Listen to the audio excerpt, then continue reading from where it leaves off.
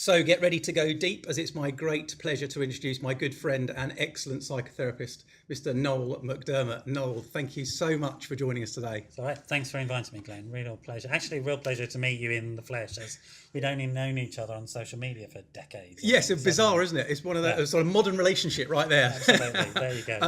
It's fantastic. And I think this is such an important topic that we're privileged to have you along. And it would be great to get some of your insights, some of your experience. Yes, of course. And for the audience particularly, some sort of practical tips in relation to how they might challenge themselves and manage themselves, often in quite busy, stressful situations. Things we know loads about how to be mentally well. And so there's lots of really good quick wins that I've got that people can have, and really simple things that they can do in their life, which are absolutely transformative, to be honest. Yeah, so fantastic. Really simple stuff like meditation and stuff. I'll explain all about that as we get to it. Brilliant. So, Brilliant. really That would be easy. really helpful. Thank you. No, great stuff. Okay, well, I'm really excited. Let's get in. I want to start on a kind of really broad sort of footing to start with, and then we'll kind of narrow it down and make it more specific. The topic of this conversation is, how is mental well-being part of living a successful life and leading others and yourself successfully? What case would you make, if any, that managing your mental state, managing your mental well-being is part of leading yourself and others successfully? Okay. But I mean, I think it's a prior to being able to do anything else, Right. in the sense of you have to get that right. Yeah. If you don't get that right, you're not going to get anything else right. There's only so far you can go in life with bad sort of mental health habits before they catch up with you and destroy you. Yeah. And generally the progress, what happens is that they destroy everything else first before they destroy you. Right. So your relationships falter, Yeah. your productivity drops off before eventually you're on your knees and you need specialist help. So it's a bit like, running your car into the ground and never having it serviced, and eventually it will fall apart. Right. But lots of other things will go wrong before that. Yeah, right. That's a really helpful metaphor, actually. I've not thought of it like that. Yeah. So it's good to get into, MOTs and repair and maintenance regimes with your mental health, and it's very easy to do, in fact. Right. But also, more than that, is that some of the most successful things you do as an entrepreneur or as a leader involve without getting too technical, involves frontal lobe or upper sort of higher functioning in the brain. Right. And to activate that and use it properly means using mental well-being. Right. As soon as you do that, a byproduct of these mental well-being techniques is that an increased capacity in your frontal lobes. Wow. Okay. So interpersonal relationships done well, for example, create space in the front lobes for language and science and maths and all that. So it's a prior to any of the higher functioning. So anything we think of as important, like the ability to manipulate objects or the ability to think of numbers and stuff like that, that comes after we've done this bit that we're doing now. Right. If we do this bit well, the frontal lobes grow, they're more flexible, there's greater capacity in them, and then everything else is possible. If you get this wrong, none of that's possible.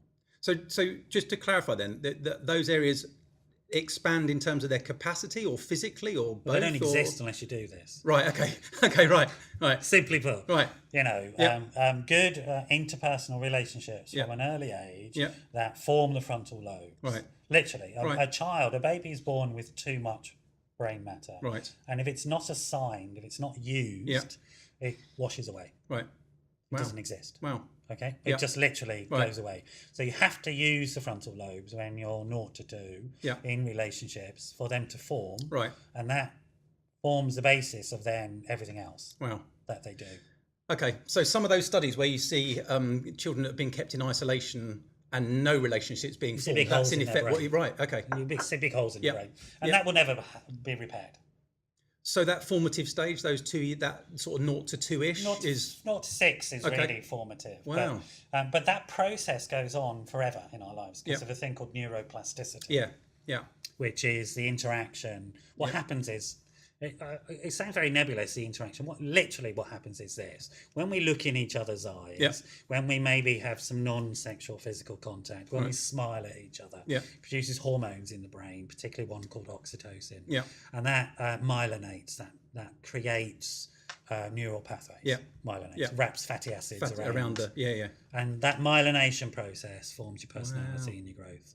And that's happening all the time. We're neuroplastic for the rest of our lives, and that we are growing. So if you want to learn anything, the best way to learn it is find a bunch of people who know it really well, what you want to do, surround yourself with them, and then you'll learn it. Right. Because that's how it happens, literally. So, my head now. My own head is just exploding at the possibility. Sorry. No, in a good way, in a really good way, in terms of the possibilities there. So, so you've talked about the real importance of relationship early and forever, kind of thing. Yeah, it never changes. You stop doing relationships well. Yeah, you will stop doing everything else well. Okay, so and then need to come back to the challenges for those of us that are introvert by nature, and some of that, which I think might be interesting. Yeah, because but if you introvert doesn't mean isolated without connection. No, it doesn't. But I do see people who claim to be. I'm coaching people who would claim to be introvert, and actually, to me, their behaviour looks different from introversion. It looks like I'm an introvert. Sort of self-exclusion. I'm an introvert and an expert on relationships. Yeah, so it can happen. Absolutely. But the other thing that really struck me, and I want to dig into all of these different bits, is that idea of how important it is to surround yourself with people that have got the expertise, the knowledge, the learning, the style or whatever, in order for you to grow almost by a process of, well, the process you've described, but it feels more like a process of osmosis to some extent, that you're learning through being around others. It can be like that, or it can be very structured. So there's a thing in educational theory called communities of practice. And in community practice, it's essentially the same process, but it's very targeting, focused on a particular subject. Yeah, right. So you can do that. That's being used now within the UK mental health services and physical health services. So the NHS are using this idea. There's a term called recovery. You don't really need to know what that is, but it's being used now across the board for long-term complex and chronic conditions. Right. And what you do is you effectively create a community of practice, which is you have a bunch of people who have a similar issue who are working towards becoming expert at overcoming it. Right. Yeah. Then you drop a newcomer into that, and they learn so quickly, and they manage their long-term conditions so much more effectively than developing dependency on health experts. Yeah, right. Who are actually illness experts, because that is what most health experts are. They're not health experts; they're illness experts. And that's how our whole NHS system is based. Which is why I'm glad you're talking about well-being as opposed to mental health. Yeah. Because as soon as we start talking about things like mental health, people start to go diagnostic labels. Yes. And that's not what it's about. If you have a particular diagnosis, you may need particular interventions. But that's even somebody with a very severe diagnosis, like a rapid cycling, well, not rapid cycling, it's almost untreatable. Say somebody with schizophrenia, for example. Mental well-being is still just as important. Yeah, right. Yeah, in combination with the treatment with for the specific specialist treatment for the medication, the antipsychotics for the treatment. Mental well-being is still just as important. Yeah, that's a really important point. And for everybody, this stuff is really important, no matter who you are, what point you are in your life. If you do this mental well-being approach or a recovery approach, some people call it, it doesn't matter. Yeah, it's about trying to be the best version of yourself that you can be. Yeah. At any one particular point in time, without slipping into the danger of perfectionism or overproduction or any of those types of things, or becoming too goal oriented. It's not about that. So well-being needs to encompass the ability to relax, have good boundaries on your work, good boundaries on your relationships, good boundaries around. Boundaries are the rules we use to make relationships. Okay. So I think that's a really important distinction to make for listeners at this point, which is the focus of this is not therapeutic. It's absolutely about the sort of, excuse my clumsy language, but it's kind of the positive, proactive approach to mental wellness and managing stressful environments appropriately. Yeah, absolutely. Stress is probably the most important mental well-being issue. It's certainly the biggest killer on the planet, without a doubt. Stress is really, really bad news. The more you learn how to manage that stuff, the less likely you are to drop dead. Right. Unfortunately, one day. And also the more productive you become, because again, stress hormones are counterproductive in the core ability to be productive, which is to relate effectively to other people. Yeah, right. So and that's really interesting. Something I like to say is this. Yeah. So this is an iPad, and we all think, oh, technology, great. Aren't humans great at technology? Yeah. But it's not. It's a series of very, very complicated, coordinated human relationships. Right. That's what this is. Yeah, right.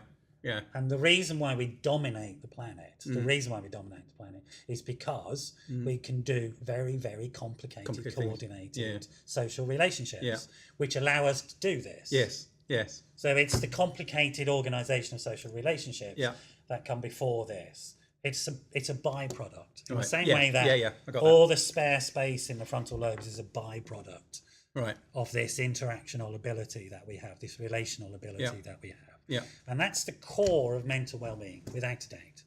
It's to do that, to get into that. It's absolutely the core of it. Let's just nail that message then. So the core of mental well-being is good, strong relationships, diverse relationship network around you that you can turn to for support, advice and guidance, where you feel valued intrinsically as a human being.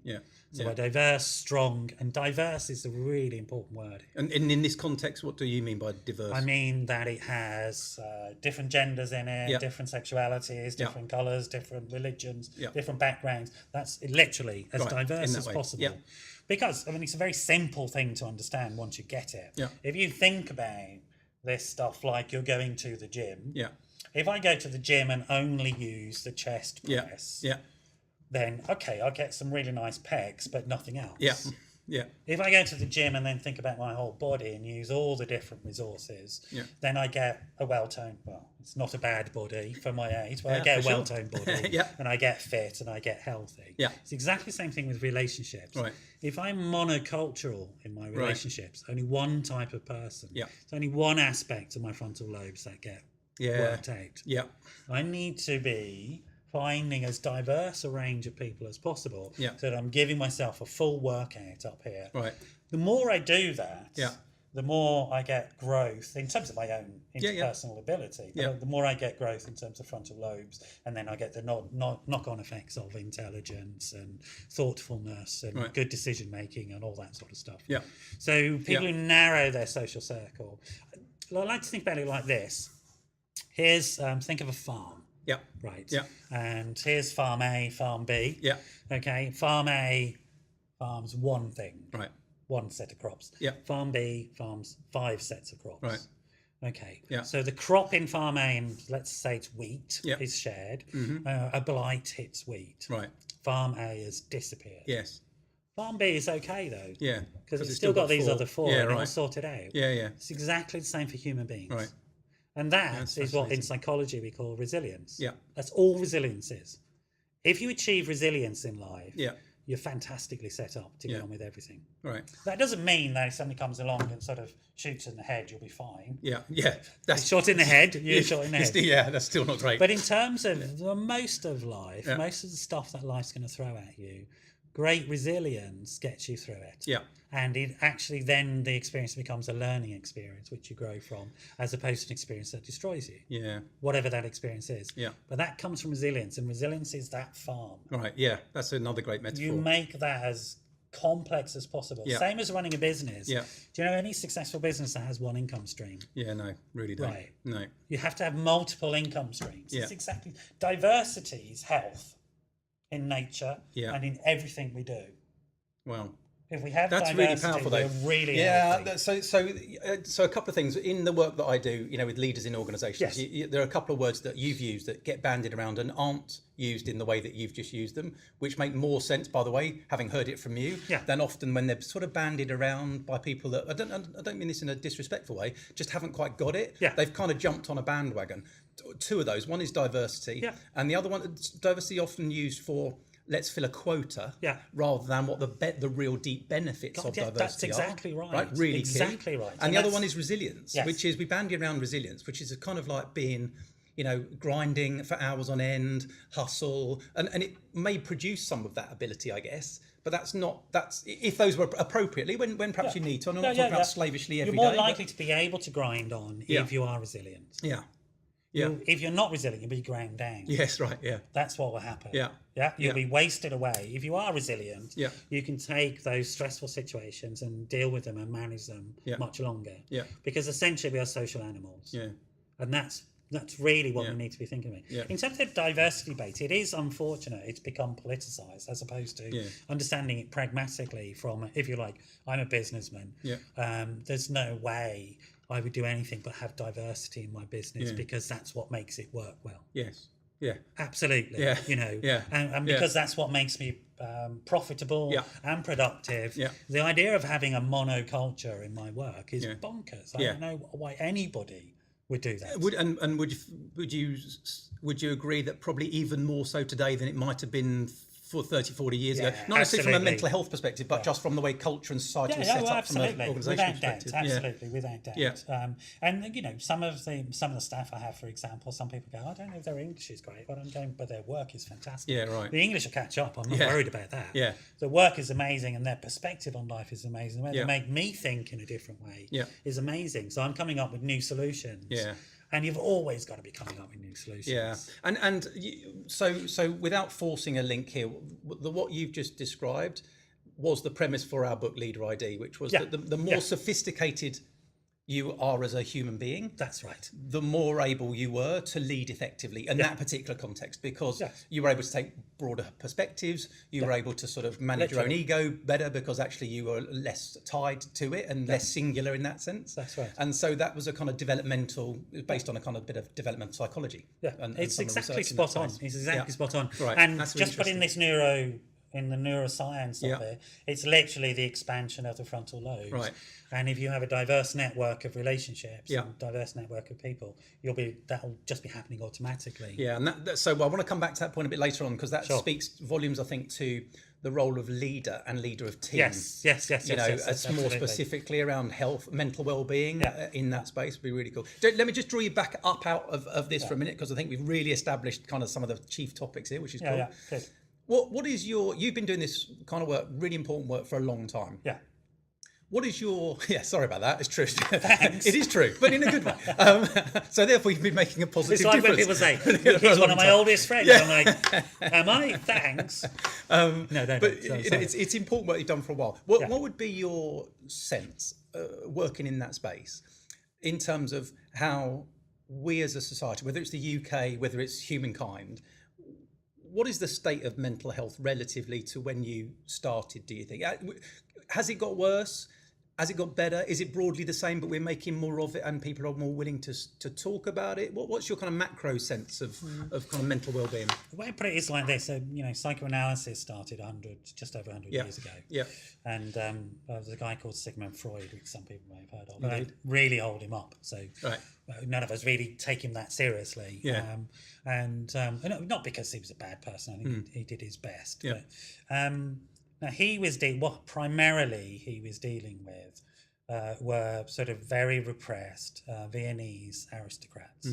And so he formulated these theories about opening people up and unwinding their ego and all that sort of stuff. Yeah. That's just not what we're doing today clinically. Yeah. There is no sense in which people are repressed anymore. Quite the opposite.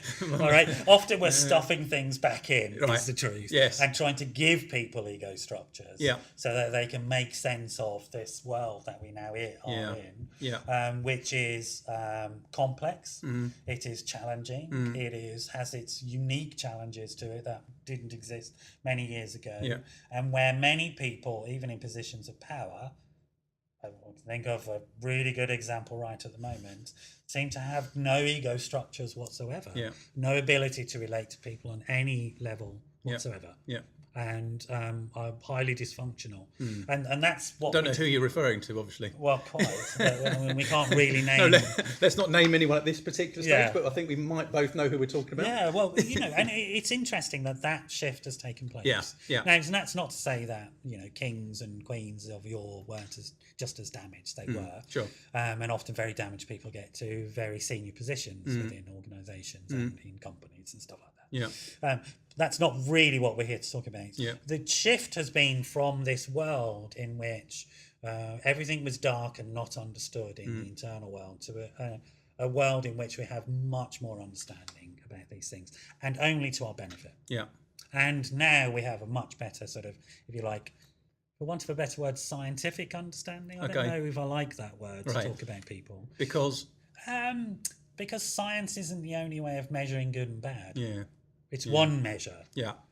There's lots of other measures of good and bad in terms of. It's quite reductionist as well, isn't it? In the sense and it's a very narrow Yeah. view of things. But let's say evidence-based. Yes. Yeah. I think that maybe is a more comfortable term. Yeah. So, and evidence-based simply meaning repeatable. Yeah. So it happens for more than one person. Yeah. It happens for groups of people. Yeah. We have the evidence that it's a group thing as opposed to an individual single thing. outlier kind of thing. That's right. Yeah, right.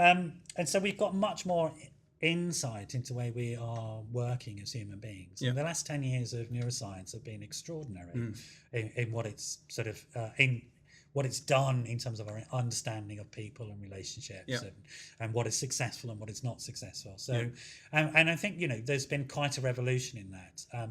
I mean, I'm going to say something maybe that people think is controversial, but most mental health services are still in the dark ages. Right. Really. Yeah. We haven't had a change in medication in 30 years. Right. Since Prozac. Yeah. That was the last time anything changed. Right. So nothing really has changed. They've refined drugs, but there's been no. Yeah. In terms of therapy, it hasn't changed much since CBT. Yeah. Yeah, which seems to be the sort of talking therapy of choice.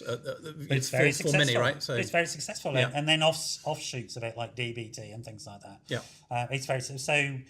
But these are very good therapies. I'm not putting them down. Yeah. But, we haven't. But we haven't anything revolutionary since. We're hoping to get new stuff, and we're not really here to talk about this stuff. But anyway, we're hoping to get new stuff that are basically drugs that have viruses which target specific problems and hopefully should wipe them out. Wow. So we might get rid of schizophrenia in 15 years. Wow. Which would be nice. That'd be pretty cool, wouldn't it? That'd be good. Yeah, that's for sure. But that's not really what we're here to talk about. No, but I think it's all part of the topic, right? In the sense that if we're talking about mental well-being, what are the shifts? Well, frankly, there's not been an awful lot. There's a lot. I think there's a lot more coverage of where and the an shifts awareness. have been. Are where what we're talking about, which is in the wellness. Well, yeah. That's where the shifts have been. Right. And that's where our modern understanding has come to. Yeah. That it's not about treatment. Yeah. It's about how you structure your life. Yeah. Yeah. That's what makes you well. Yeah. And that's what makes you successful. It's about lifestyle. Yeah. It's not about waiting till you're smashed to pieces and Yeah. need an expert to try and put Humpty Dumpty back together again. Yeah. It's about living a life and a lifestyle that enables you to maintain happiness and well-being and productivity for a long time. Yeah. And whatever that means in the round. Yeah. Not just in a very narrow sphere. Yeah. So that's the big shift. Okay. So with that in mind at a societal level, from the work that you do with people in organisations and who are obviously working in an organisation, we come to see you outside of that context. Where do you think they're falling down? If we're talking a gross generalisation, The biggest mistake organisations make is to be fear-based. Okay, expand on that if you would. Biggest mistake. So creating leadership or management structures that are based on punishment and fear will inevitably destroy the productivity of an organisation. Yeah. The clever organisations are understanding that it's attachment-based. Yeah. So it's this oxytocin relationship. Right. Thing. Yeah. So clever leaders are warm, compassionate, open, share on a personal level, and they attract people to them who then really are motivated and want to do something. Yeah. And the organisation is safe. Yeah. And within that context, it then becomes incredibly productive. Yeah. If you do anything other than that, what you get, and this is going back some time to the Tavistock Clinic, you get groups called basic assumption functioning groups. Right. And they are basic assumption functioning groups. Okay. Yeah. And they are incredibly toxic and damaging. Right. And you have to work very hard to get them task oriented. Right. And to it's essentially people got into survival mode. Yeah. Because of the fear. Because of fear. Because of that toxicity of fear. Yeah. Right. So fear is, if you're thinking about it in brain terms, fear is in the amygdala, which is in the central brain, which is hardwired. Yeah. Non-fear or love or oxytocin, the opposite is up in the frontal lobes in the higher brain. Okay. Yeah. No. That's it. Simply put. Simply put, but massively important messages. I think again, just to reinforce for people. So we've got the issues over.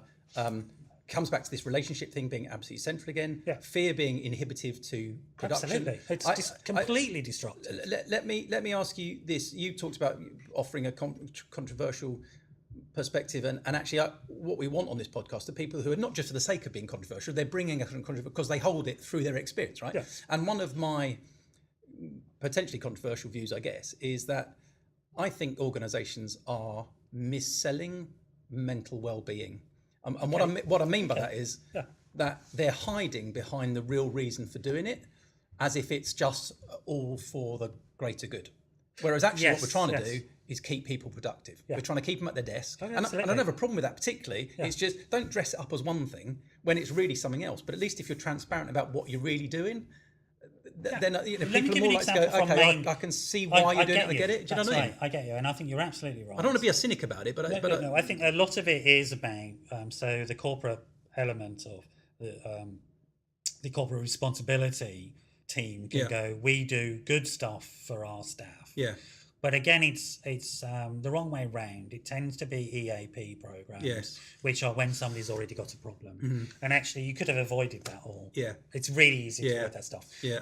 I mean, I think increasing productivity is not a bad desire or outcome from anybody in terms of mental wellness. Yeah. Because increased productivity, a feeling of productive and meaningful life makes you feel good. For sure.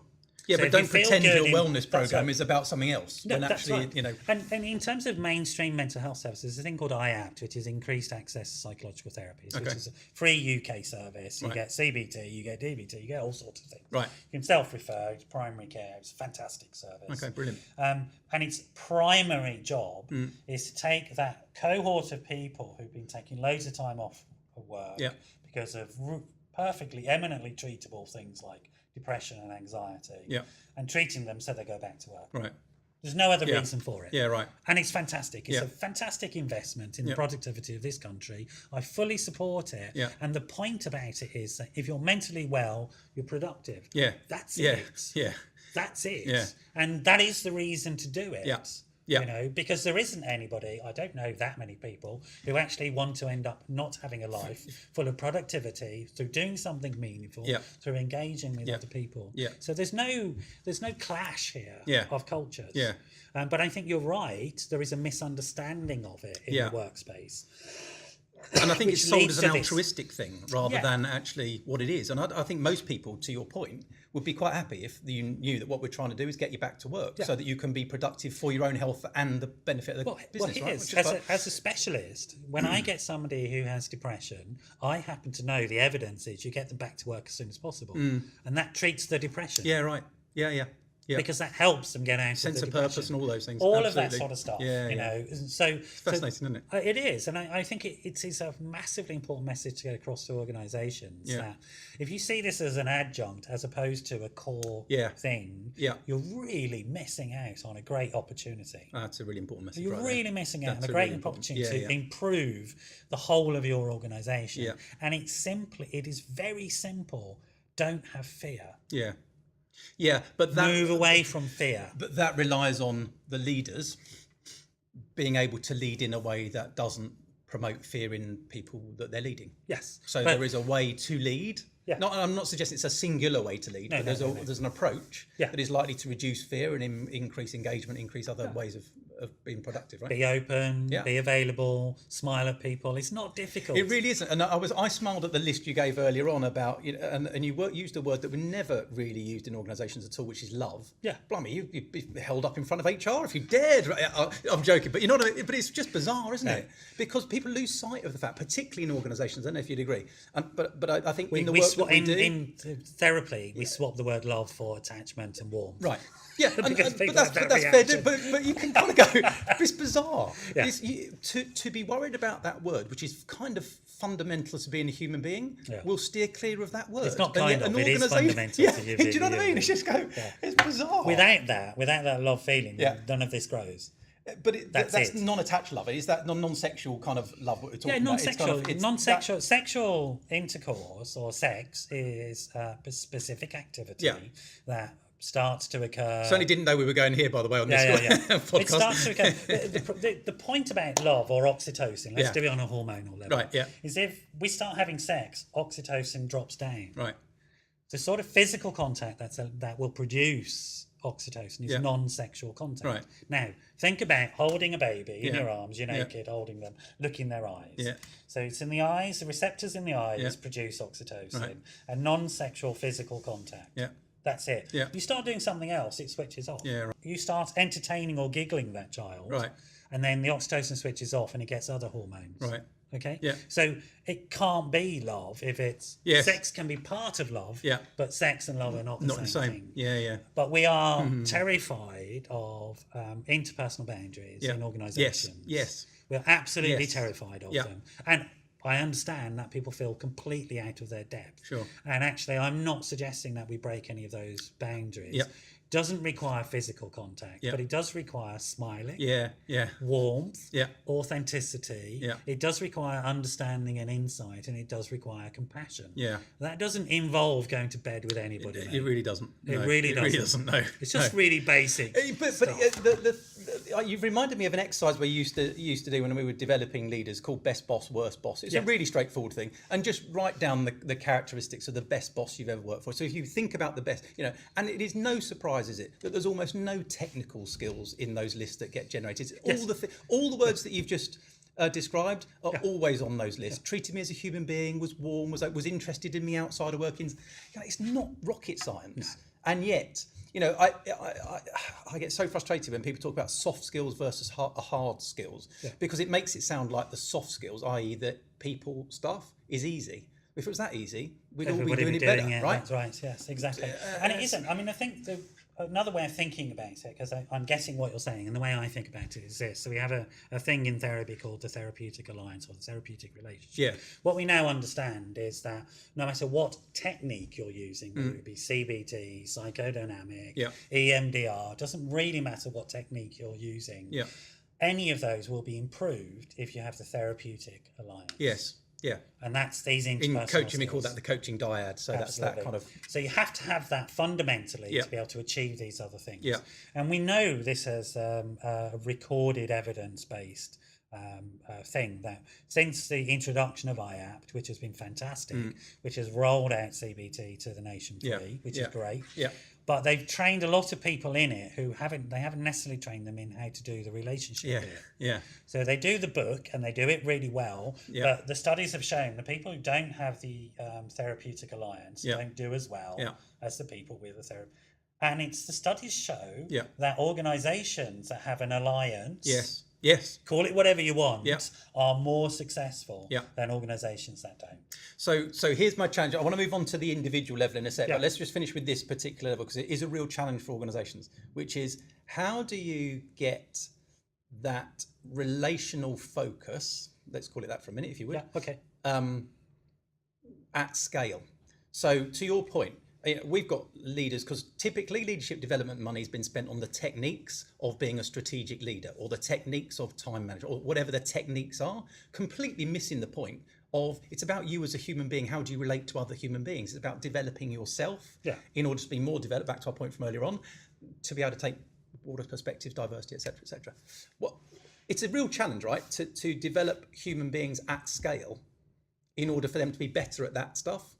Than the easiest way to think about it think? is that we copy. So you've got leadership and you've got followership. Right. Yep. Yeah. And you have a leadership style and you will have followership styles on the basis of that. Yeah. So if you want to think strategically, you look at who the leaders are, whether they consider themselves to be leaders or not, whether they are any good at it or not, doesn't matter. Yeah. You teach them and then the followers will follow. Yeah. And that's how you do it at scale. It's not complicated. It isn't, and I'm only smiling because I don't know whether you just got inside my head right at that moment, which as a psychotherapist perhaps you did. No. But it's, again, it comes back to what looks, there's a difference between simple and easy. And I think the solution is simple, whether it's actually as easy to make those shift at an organizational level. Nothing is easy that is important. Yeah, sure. But it genuinely is pretty straightforward. Yeah. One of the things is it has to be planned, it has to be strategic, and it has to be realistic in terms of time and resources. Yeah. Yeah, that's a key one too. People don't change quickly. Yeah. Sometimes you can change quickly, but on the whole, if you're talking about the whole person changing, it takes some time. Yeah. So I would say you wouldn't dream of transforming an organisation in anything under 2 years. Yeah. 2 years would be minimum. People are under the cosh, right, to get it done in a 6-month period or whatever it is. And you go, you just got to be realistic about how that happens. Yeah. And then it's also, I think I'm a great believer, I've done this myself, I'm a great believer in having appropriate procedures in place. Yeah, agreed. Good procedures. Yeah. Well-written procedures that are followed. I've written them with teams as well. Yeah. So I've done ISO 9000 procedures and taught people how to boil an egg with them and all that sort of stuff. You know. Yeah. And if you do that, you really are sort of beginning to win. Yeah. But it's also, I think, that the very senior leaders have to buy into it. Yeah. And they have to understand the importance of it as a core importance within their organisation. Yeah.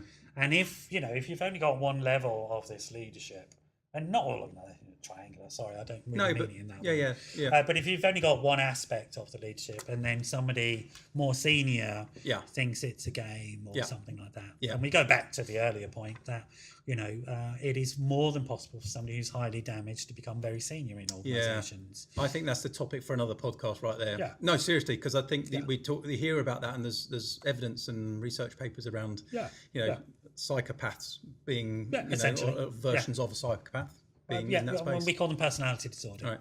So psychopath is one form, a sociopath is various forms. But people with personality disorders not as many as you think. And the types of disorders that people might have that lead to them being successful aren't necessarily just about personality disorder. Right. Okay. Mostly personality disorder is like most mental health issues or most disorders are very destructive to the individual involved. Yes.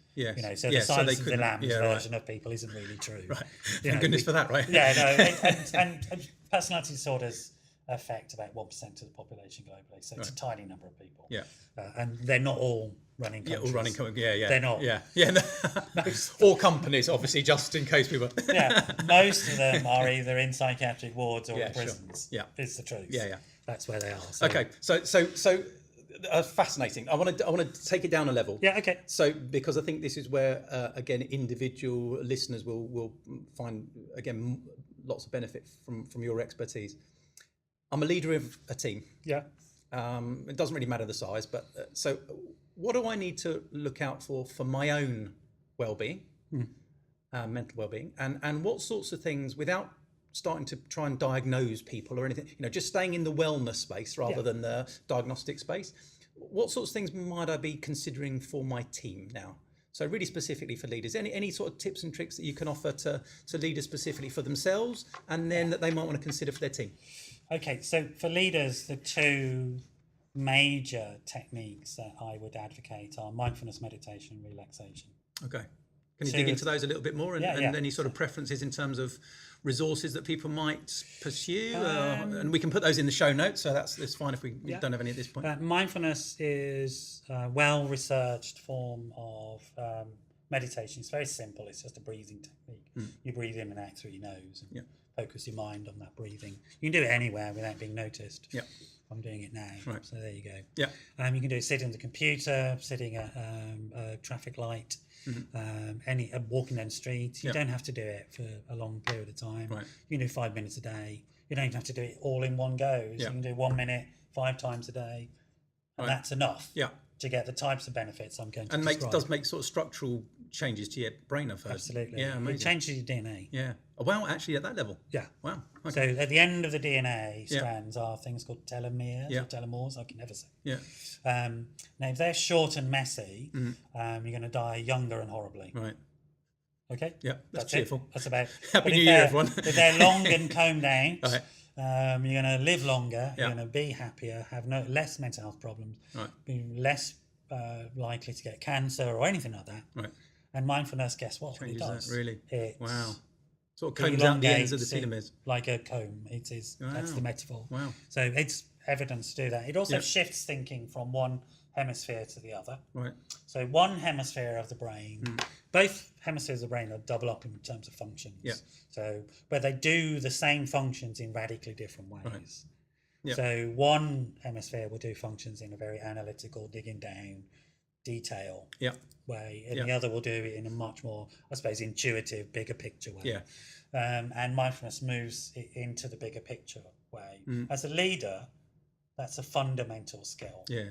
If you, as a leader, if you get bogged down in the detail, you stop leading. Yeah. You absolutely have to be. And also, there's countless pieces of research that show intuition in leaders is a fundamental skill that we need. Yeah. And that's exactly what mindfulness does. Yeah, right. Okay. It shifts Really into helpful. the intuitive, big picture part of the brain. Yeah. Still dealing with the same problem, but you're just dealing with it in a radically different way. Right. And there's a thing called the corpus callosum in between the brain, middle bit, yeah.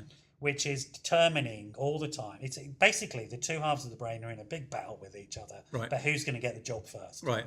Yeah? Okay, right, okay. We tend to live in a world which focuses on the one side of the brain. Yeah. So that bit of the brain gets all the jobs Right. at the exclusion of this other bit of the brain, which Okay. is fundamentally, massively different in the way it does things and Yeah. fundamentally important, particularly for people in strategic and leadership Yeah. roles. Yeah. They need to be able to see the big picture. They need to make intuitive links Yeah. without really knowing why they're but Yes. then going for Yeah. it and then finding the evidence afterwards. We all know that that's what works. Yeah. Do you know what I mean? I do. I just want to, and yet probably the reason they become a leader was they were really good at the other side of the head stuff. And maybe That's probably why I became a manager. right. Yeah. Yeah. Good And, point. you know, Yeah, I think I'm not putting down management. I think management as a set of skills is fantastic, Yeah. brilliant. In complex organisations, you absolutely need it. Yeah. Without a doubt. Yeah. If you don't have managers to do things for you, you'll fall apart. Yeah. You know, it's a bit like the nuts and bolts of the organisation. Yes. It just falls apart. Yeah. You know. So there's and management skills are a specific set of skills, and you can learn them, and I think they're fantastic. There's curriculums around them. Yeah. Leadership skills are also a specific set of Yes. skills. They're not the same thing, Yeah. and they're not transferable. Yeah. Ideally, what you want from a leader is good management skills and good leadership skills. Yeah. Yeah. You know, Yeah, I and agree. you don't necessarily want a manager to have good leadership skills. They can be a follower. Yeah. Right. Yeah. As long as they've got good follower skills. Yeah. I mean, mostly in an organisation, you want good followership. But it does. I don't want to take us down because I don't want to stick with your tactical tips because they're really important. But you see a lot of people who get promoted through that management route. Yes. Who've been good managers, but to your, if we just extend the idea of the two hemispheres of the brain, they're very often having to use the logical, detailed bit appropriately for that role. Yeah. But when you then put them into a leadership space, they haven't had the flexibility or been required to access the other side of the brain That's right. quite so much. And literally not which is the why they skills often, as well. Yeah, and so they end up getting buried in the weeds, down in the weeds too much because they haven't flexed that. Here's a part of the top brain tip. right. Okay, you teach cool. all those people mindfulness meditation, Right. they will shift their focus. Okay, awesome. Because of that link, but it's that sort of it literally to do it shifts you into the other brilliant. aspect. And also okay. it teaches you this core skill of mindfulness, which is what we call the observer position. Right. You become an observer to your- your process rather than the process. Yeah. When you're in this side of the hemisphere, you are the process, and that's fine. That's a great skill to have. Yeah. Then you shift out to become the observer. And that's what a leader is. Yeah. And if you think about classic examples of leaders of armies, for example, they're not in there chopping people up. No. They're standing on top of the hill looking at the big movements and going, oh, I need that bit to go over there, thanks very much. Yeah. Yeah. That's what a leader does. Yeah, for sure. And that's this side But I of the think brain. the link that you've made, we see that and recognise that challenge for manager, leader as you move from one into the other. Yeah. But to describe it from a neuro sort of science kind of angle is really interesting. And if you can do something as relatively straightforward as Pretty much mindfulness guaranteed. development, then Pretty actually, much guaranteed. you know, Yeah. you've just saved organisations, you know, Millions, potentially millions billions, of, you know, on leadership programs that probably weren't stressing the right thing. Yeah, I mean, I'm not saying I'm that, not putting them down. nor am I. No. I'm not either. I'm just saying that would be a miss, right? And again, from this just is, relatively you know, straightforward. it's simple, but it's not easy. Yeah. Yeah. And often what you need is, in terms of those leadership programs, if you just go, I mean, I do this all the time with clients, right? I say, oh, just do that. And they think, well, no, it's got to be more complicated than that. Yeah. So sometimes you do have to pad it out for Sure. people and make it a little bit more complicated. It's the psychology of human beings. Yes, indeed. And make them work a little bit harder for it. Yeah. Well, you know, it can't be that easy. It is. Yeah. But it is. We need that it to be easy. something else. But it's also, again, in terms of I would get a sort of another technical term, my apologies, thinking about systems theory and homeostasis. Yeah. And shifting systems does take time. Yes. Even though you would say, okay, teach mindfulness and that'll be it. So you'll get a program off the ground, but it'll grind to a halt because the homeostasis of the organisation doesn't want it. Yes. So even though it's simple, Yeah. it's hard work. Yes. Yeah. Because it has to be strategically thought about, embedded, Yeah. followed through, evaluated, and pushed along for that 2-year period for it to change. Yeah. Okay. You know, so it's simple, Yeah. but it is hard work. Yeah. It does so you involve... said you had 2 tips. One was that. What was your second one for leaders? Relaxation. Right. Relaxation, because the big killer in any organisation is fear. Yeah. And fear and stress are the same word. Right. Okay. That's it. Okay. So anxiety, fear, stress, trauma, all exactly the same thing. And can relaxation take the form of relaxation that relaxes you the most, or do you think we're as tuned into what makes us relaxed as we might be? No, you need to learn. Right. Absolutely. Right. You need to learn how to do it properly. Yeah. NLP is brilliant in terms of relaxation apps. Yeah. So Andrew Johnson is a fantastic NLP practitioner who does relaxation apps. Yeah. Loads of people do. Yeah. You do those apps for 6 weeks and you'll have learned. Okay, perfect. And if you do that, relax on a regular basis, you will reduce all the stress hormones in your body. Yeah. Okay? Yeah. And stress hormones just mean I'm afraid. Yeah. Yeah. But yes. That's it. Yes. Yeah. Okay. Get rid of that. You're winning. So those are my 2 top tips. So perfect, thank you, and I love those because I think they're perfect for this audience, which is they're deep in the sense that they'll make a transformational difference if you stick at them, but they're also easy to start. Yeah. Right? So, but what about the other piece though, Noel? About I'm a leader of a team. What do I need to be kind of aware of, or how might I? Yeah, I don't know whether it's be aware of. So I'm looking, but I don't want to fall into a diagnostic space. Are there other telltale signs that I could be looking for? So sudden shifts in mood. Okay. Sudden shifts in productivity. Absolute classic telltale signs. Okay. And you want to go and talk to somebody then. Yeah. And say, is everything all right? Yeah. Don't worry about it. Yeah. Do you need some time off? Do you need some help? Yeah.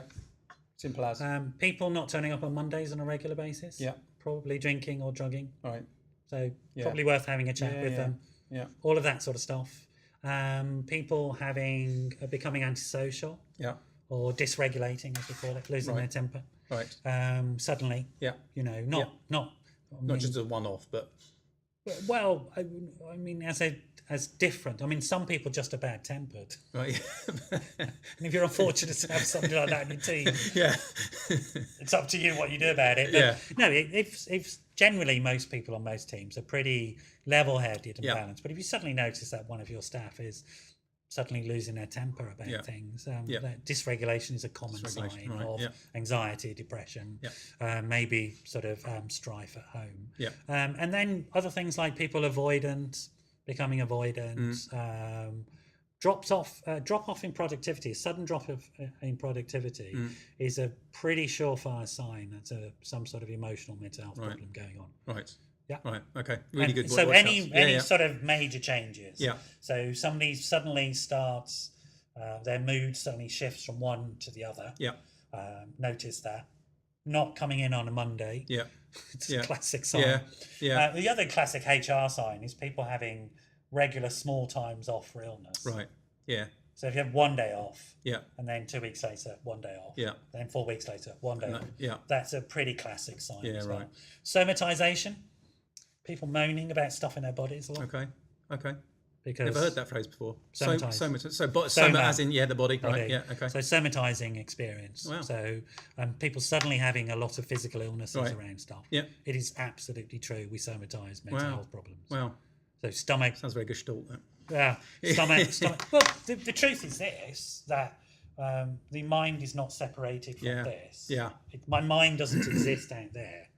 It exists in here. Yeah. It is a whole series of hormonal, electromagnetic processes, physiological processes. That's all it is. And of course, it communicates on every single level. It's really fascinating because this is part one of a 2-part set of podcasts. They won't follow each other in terms of week, but that whole idea of mens sana in corpore sano, so healthy body, healthy mind. And this was the first part of that, which is the interrelationship between those two is so key. And that's a brilliant point. Let me ask you a question that we ask everyone as one to finish. So thank you so much for all that incredibly valuable. Today's guest is Noel Mcdermott, and in researching Noel's work, it became very clear very quickly that this is a man about mental health wants to make a difference, themselves and others, whether it's working with people with challenges up in Scotland or giving keynote speeches advice from everything in Holland, you've said or others, working with many people focus on this throughout one, the UK.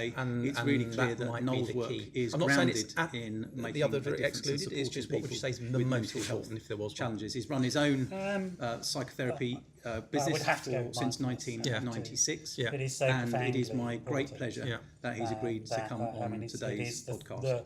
The easiest way to transform your mental health. Nice. Fantastic. Good enough. It really is. Just check your audio physical because I health wasn't as well. recording audio. And that and diverse groups. Yeah.